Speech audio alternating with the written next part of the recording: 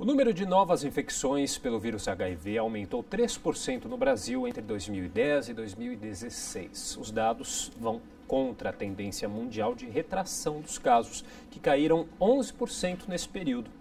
Essas informações são da UNAIDS, o órgão das Nações Unidas. E para falar sobre esse assunto, eu recebo agora a coordenadora adjunta do Programa Estadual DST-AIDS de São Paulo, a Maria Clara Giana. Olá, Maria, tudo bem? Tudo ótimo. Obrigado novamente pela presença. Explica para a gente, então, o que acontece, por que o Brasil vai na contramão dessa tendência mundial? Olha, a gente tem as diferentes regiões do país, certo? Então, a AIDS, ela continua crescendo no nosso país, nas regiões norte, nordeste e na região sul. No sudeste, a gente tem uma estabilização. Em São Paulo, a gente tem uma diminuição do número de casos, mas em algumas regiões, e aí principalmente norte, nordeste, na região sul, esse número de casos continua aumentando. Isso é muito importante, porque as estratégias de prevenção e de tratamento da AIDS têm a ver com a organização do Sistema Único de Saúde. Nas regiões em que você tem mais dificuldade na organização do sistema, a resposta, ela também precisa ser aprimorada. Quer dizer, o sistema é o mesmo, mas as respostas não são, é isso que acontece. Exatamente. Devido a que fatores a gente pode... Em São Paulo, a gente tem um trabalho muito articulado com as secretarias municipais de saúde, a gente tem uma resposta muito organizada com as organizações da sociedade civil. E acho que a gente iniciou muito precocemente esse trabalho. A epidemia de AIDS aqui no estado de São Paulo, ela foi sempre muito importante, o número de casos aqui no estado. Isso nos obrigou a que a gente tivesse uma organização melhor do sistema. Então, eu acho que a gente hoje identifica melhor as pessoas que vivem com HIV, a gente tem mais serviços que ofertam teste. A gente tem 200 ambulatórios aqui no nosso estado, dos municípios, a maior parte deles, que acompanham as pessoas que vivem com HIV. Então, à medida em que eu trato melhor as pessoas recebem os antirretrovirais, eu também vou diminuir o número de casos. Então, é toda uma resposta que ela tem que ser muito articulada. Então, aqui na região sudeste, a resposta está mais organizada. E, ao meu ver, nas regiões norte, nordeste, sul, esse esforço ele vai ter que ser muito maior. O Brasil, por ser um país aí com dimensões continentais, acaba criando essa diferença de números, né? E essa articulação, eu acho que também acaba envolvendo outras questões fora saúde, como questões de educação e da disseminação, da informação também, que varia muito de um lugar para o outro, né? Concordo totalmente. E também as distâncias. Imagina os municípios da região norte, as distâncias em que as pessoas muitas vezes têm que ser acompanhadas. É muito difícil. Dificuldades estruturais estruturais mesmo, né? De deslocamento. Uma pessoa que vive com HIV, que é portadora de HIV, num desses municípios mais distantes, tem mais dificuldade hoje no acesso ao tratamento e nós temos que dar essa resposta também. Essas pessoas também precisam ter acesso ao tratamento antirretroviral, que no nosso país está disponível para todo mundo. Aqui no nosso país, todas as pessoas que vivem com HIV têm de verdade acesso aos antirretrovirais. Aqui e ali, a gente pode ter dificuldade no fornecimento de um ou de outro medicamento. Às vezes a gente passa por isso, mas é muito pontual.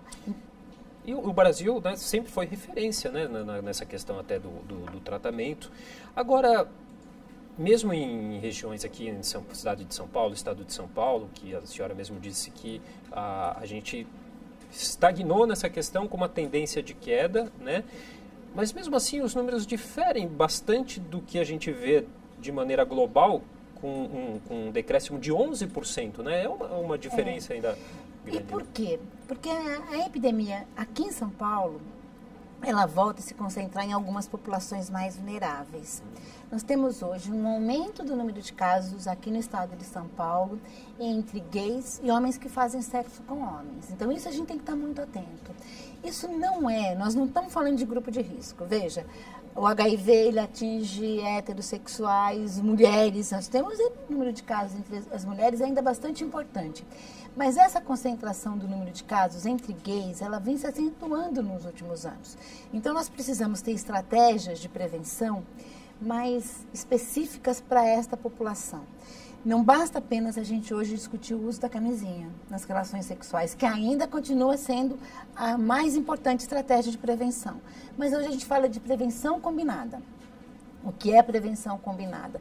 É a possibilidade de que, por exemplo, numa relação sexual desprotegida, você tenha acesso aos antirretrovirais, uma relação sexual sem uso da camisinha. Nas primeiras 72 horas, depois dessa relação, se as pessoas que se expuseram dessa forma tiverem acesso aos antirretrovirais, a gente vai poder evitar uma infecção. Isso é chamada profilaxia pós-exposição sexual.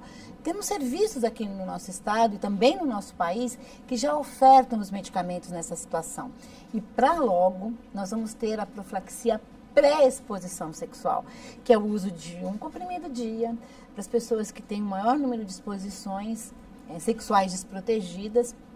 Algumas populações vão se beneficiar muito da profilaxia pré-exposição sexual, que é o uso regular dos medicamentos para aquelas pessoas que têm maior dificuldade no uso da camisinha. Veja, alguns países que já incluíram a profilaxia pré-exposição, como os Estados Unidos e alguns países da Europa, já mostram dados importantes de redução do número de casos por conta da profilaxia pré-exposição sexual. Então, incentivar o uso da camisinha, discutir a profilaxia pós-exposição sexual, falar sem receio da possibilidade da profilaxia pré-exposição sexual, falar do teste. Hoje a gente tem, já bem colocado no nosso país, a possibilidade de se realizar os testes dentro do Sistema Único de Saúde. Aqui em São Paulo são várias as unidades que fazem o teste dentro do Sistema Único de Saúde, gratuitamente, de forma regular. Então, incentivar as pessoas a buscarem o teste. É uma questão também muito importante, porque há muitas pessoas que podem ter o vírus e não sabem, né?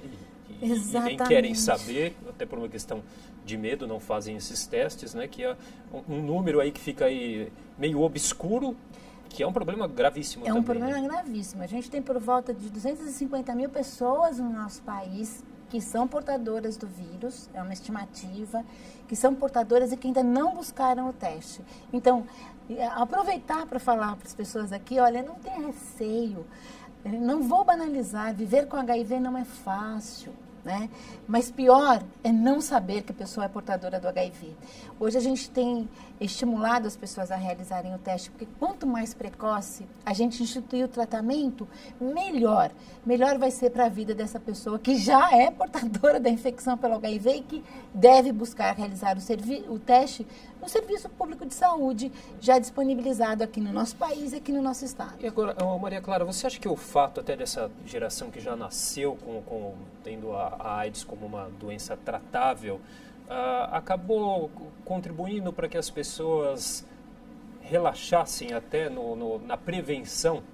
Eu acho que são as várias questões. Acho que a gente conversa de uma forma não eficaz com as pessoas mais jovens, né? Então, as pessoas mais jovens hoje, nós temos que dialogar com elas através da internet, através de outros canais de comunicação que são diferentes de épocas anteriores. Acho que a questão da educação, como você bem colocou, ela é muito importante, né? Acho que poder falar dessas questões nos seus vários espaços é de fato muito importante. Acho que a questão da banalização também de alguma forma contribui. E eu volto a falar, não é fácil viver com HIV. Eu trabalho com HIV há cerca de 30 anos. Mudou muito. É lógico que hoje a gente tem tratamentos muito mais eficazes, bons tratamentos, mas tomar medicamento para o resto da vida, nós não temos vacina, nós não temos tratamento que te fala o seguinte, olha, você é portador do HIV, você vai ter um tratamento durante um tempo e esse tratamento vai ser suspenso. Não. Não há uma cura. Não há cura. Nós não temos ainda cura para a questão do HIV. Nós ainda vivemos um país, e acho que isso é nos diversos países, onde existe muito preconceito, muita discriminação às pessoas que vivem com HIV. Então, nós precisamos superar esses preconceitos, nós precisamos superar essa discriminação, sem dúvida nenhuma. E a mensagem que a gente sempre tem que passar é, olha, os tratamentos são mais eficazes, mas viver com HIV não é igual a ter uma vida normal, de forma nenhuma. Ok, bom, queria agradecer muito. Eu conversei aqui com a Maria Clara Giana, que é coordenadora adjunta do Programa Estadual DST AIDS. Muito obrigado pela participação. Eu que agradeço, a gente está totalmente à disposição. Muito obrigada. Igualmente.